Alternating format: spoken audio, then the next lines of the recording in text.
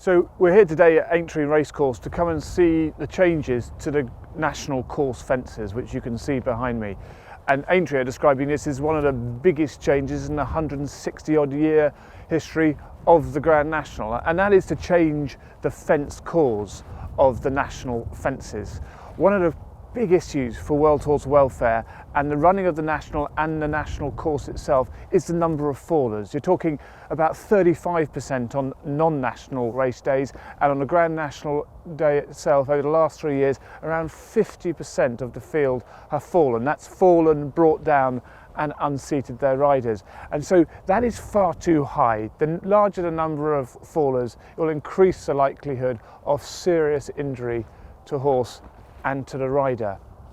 The Grand National will always be a really arduous test of stamina and the toughest steeplechase course in the world, and we do not seek to change that. What we are seeking to do is reduce the risk as far as we can within those realms and to get that balance right. Our real issue is this high number of fallers that we get, and especially in the first third of the course.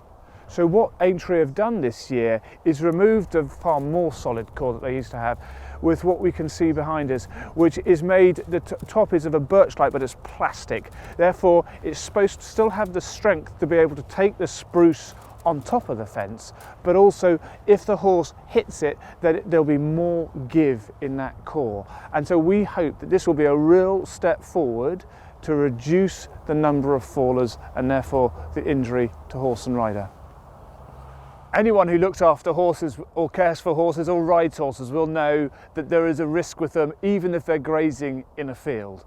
But of course here at the National those risks are all the more, and that's why World Horse Welfare supports the responsible use of horses in sport. And for the National that means looking at those risks as far as they can be identified and reducing them. We do believe there is a case to be made because of the number of fallers in the first third of the race to do a trial reduction in the number of runners from say the current 40 to nearer 30.